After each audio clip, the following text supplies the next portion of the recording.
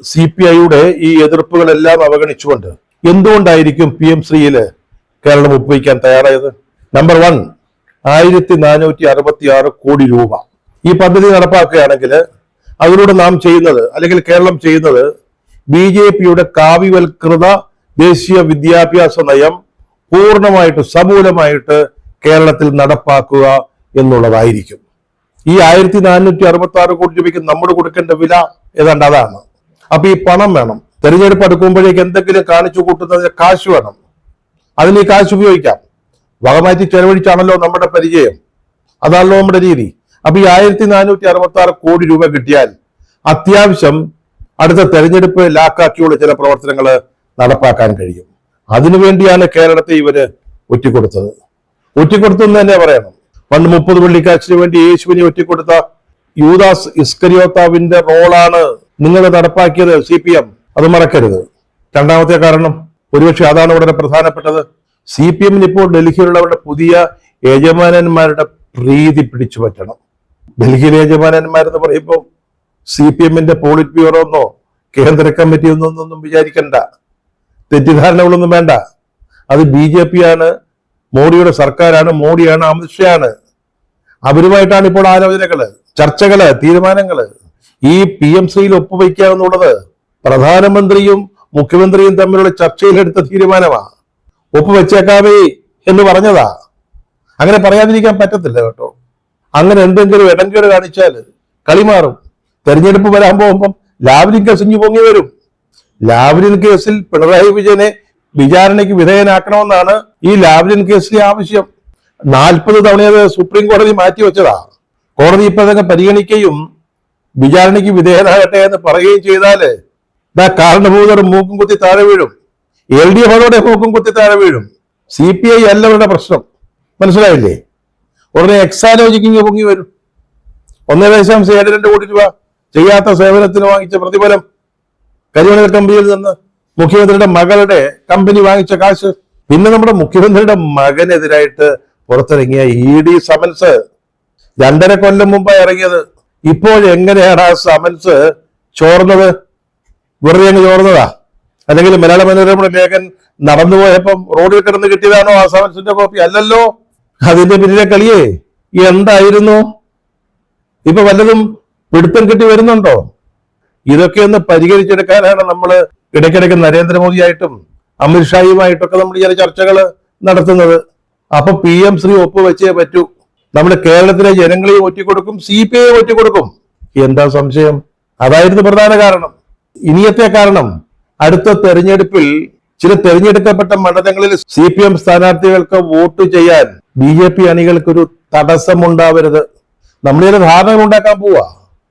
അതാണ് ഞാൻ നേരത്തെ പറഞ്ഞത്, ഇതൊക്കെ ഒരു ഗ്രാൻഡ് ഡിസൈനിന്റെ ഭാഗമാണെന്ന്. നമ്മൾ ഈ കാണുന്ന LDF അല്ല അടുത്ത തെരഞ്ഞെടുപ്പിൽ ഉണ്ടാവുക. ഒരു അദൃശ്യ സഖ്യകക്ഷി ഉണ്ടാവും. പരസ്യമായിട്ട് വരത്തില്ല, അദൃശ്യമായിട്ട്.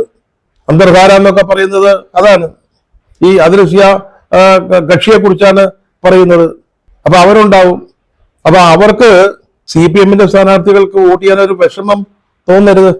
അപ്പോൾ ഈ PM3 പോലെ 100% സംഘപരിവാർ പദ്ധതി നടപ്പാക്കാൻ സമ്മതിച്ചു കൊടുക്കുമ്പോ പിന്നെ നമ്മൾ മച്ചാനുമായില്ലേ? CPM-ഉം BJP-യും. പിന്നെ BJP-ക്കാർക്ക് CPM നോട്ട് ചെയ്യുന്ന എന്തെങ്കിലും വിഷമം വരുമോ? അതാണ് അതിന്റെ പിന്നിലുള്ളത്.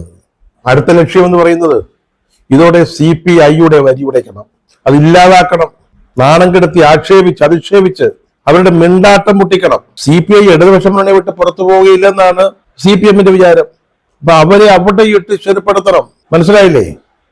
അല്ലെങ്കിൽ അടുത്ത തെരഞ്ഞെടുപ്പ് കണ്ണൂരിൽ സീറ്റൊക്കെ ചോദിക്കും.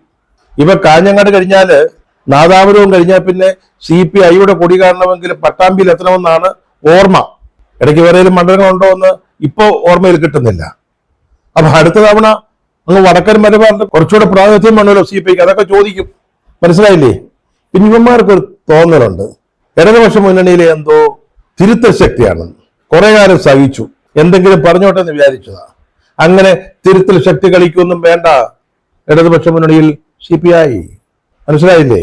ഉള്ള കഞ്ഞി കുടിച്ചോണ്ട് തൊഴുത്തിന്റെ മൂലയിലെങ്ങാനും കഴിഞ്ഞോണം. ചിലപ്പോ ചവിട്ടി തേക്കും. അതൊക്കെ സഹിച്ചുകൊണ്ട് കിടന്നോണം.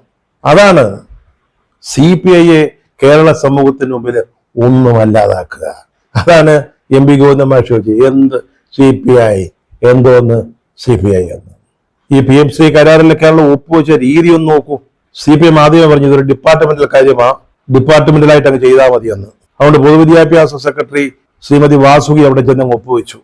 അന്നേരം ഇവിടെ വലിയ ചർച്ച നടത്തുകൊണ്ടിരിക്കുക CPI. മന്ത്രിസഭയിൽ പറഞ്ഞു, മുഖ്യമന്ത്രിയോ വിദ്യാഭ്യാസ മന്ത്രിയോ കമാന്ന രക്ഷണം വേണ്ടിയില്ല, PMC എന്നൊരു വാക്ക് പോലും പറഞ്ഞില്ല. ഇടതുമുന്നണിയിൽ ചർച്ച ചെയ്യണമെന്ന് ആവശ്യപ്പെട്ടു. എന്ത് ഇടതുമുന്നണി, എന്ത് ചർച്ച? അവിടെ ഒരു ചർച്ചയും നടന്നില്ല. എന്നാൽ ബിനോയ് വിശ്വത്തെങ്കിലും വിളിച്ചൊന്ന് സംസാരിക്കേണ്ടേ, അതും ചെയ്തില്ല. ബിനോയ് വിശ്വം ഗോവിന്ദൻ മാഷെ കണ്ടു, അപ്പൊ ഗോവിന്ദൻ മാഷ് ഇതിനെ പറ്റി ഒന്നും മിണ്ടിയില്ല. അങ്ങനെ ഒരു കരാർ ഒപ്പുവയ്ക്കുന്നതിനെ പറ്റി ഒന്നും പറഞ്ഞില്ല. അവസാനം വ്യാഴാഴ്ച CPIയുടെ സംസ്ഥാന കൗൺസിൽ ചേർന്നുകൊണ്ടിരിക്കുന്ന ആ പ്രധാനപ്പെട്ട മുഹൂർത്തത്തിൽ തന്നെ വാസുകി ഡൽഹിയിൽ ഈ PM-ശ്രീ കരാറിൽ ഒപ്പുവെച്ചു. ഒന്ന് ആലോചിച്ചു നോക്കി ആ ഒപ്പുവെച്ച രീതി, അതിന്റെ സമയം. കൗൺസിലിൽ ഭയങ്കര വാഗ്വാദം നടക്കുക.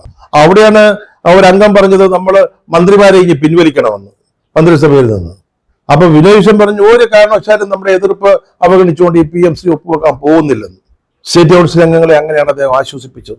ഏതാണ്ട് അതേ സമയത്ത്, അതേ മുഹൂർത്തത്തിൽ, ഒരു സമയവും തെറ്റാതെ വാസുകി അവിടെ അങ്ങ് ഒപ്പുവെച്ചു. എന്തൊരു കഷ്ടം! CPI എന്ന് പറഞ്ഞ പാർട്ടിയും അതിലെ പ്രവർത്തകരും ശാന്തമായിട്ടൊന്ന് ചിന്തിക്കുക. ഇങ്ങനെ ചവിട്ടും തൊഴിയുമേറ്റ് ഒരൽപ്പം കഞ്ഞിക്കും കാടിക്കും വൈക്കോലിനും വേണ്ടി നിങ്ങളുടെ ആത്മാഭിമാനം നഷ്ടപ്പെടുത്തണോ? നിങ്ങളുടെ അന്തസ് ബലികഴിക്കണോ? നിങ്ങൾ ആലോചിക്കേണ്ട ഒരു കാര്യമാണ്. 78 ഇടതുപക്ഷ ഐക്യമെന്ന് പറഞ്ഞുകൊണ്ടാണല്ലോ അന്ന് ഐക്യജനാധിപത്യ മുന്നണിയിൽ നിന്ന് ഇറങ്ങിപ്പോയത്, അല്ലേ? അന്ന് CPIയുടെ PK വാസുദേവൻ മുഖ്യമന്ത്രിയായിരുന്നല്ലേ? എന്നിട്ടും അതിനെ തള്ളിപ്പറഞ്ഞു പോയതല്ലേ? ഇപ്പൊ എവിടെയാ ഇടതുപക്ഷ ഐക്യം? അല്ലെങ്കിൽ എവിടെയാണ് ഇടതുപക്ഷ പാർട്ടികള്? പിന്നല്ലേ ഐക്യം? കേരളത്തിലാണ് അത്യാവശ്യത്തിന് CPIയും CPM ഒക്കെ ഉള്ളത്. ഇവിടെ എന്താ നടക്കുന്നത്? എന്ത് ഇടതുപക്ഷ ഐക്യമാണ്? CPM-ന്റെ ഏകാധിപത്യമല്ലേ ഇവിടെ നടക്കുന്നത്? പിന്നെ നിങ്ങളെന്തിനാണ് ഇപ്പോഴും ഇടതുപക്ഷ ഐക്യം, ഇടതുപക്ഷ ഐക്യം, ഇടതുപക്ഷ ഐക്യമെന്ന് ഞരങ്ങിക്കൊണ്ട് കഴിഞ്ഞുകൂടുന്നത്? തെരഞ്ഞെടുപ്പ് വരാൻ ഇനി സമയമുണ്ട്. നിങ്ങൾക്ക് ആലോചിക്കാനും തീരുമാനിക്കാനും പ്രവർത്തിക്കാനും ഇനിയും സമയമുണ്ട്. പാരതന്ത്ര്യം മാനികൾക്ക് മൃതിയേക്കാൾ ഭയാനകമെന്ന് കവി പറഞ്ഞിട്ടുണ്ട്. അല്പം ഭേദഗതി ചെയ്ത് അടിമത്തം മാനികൾക്ക് മൃതിയേക്കാൾ ഭയാനകമെന്ന് പാടാം ബിനോയ് വിശ്വം.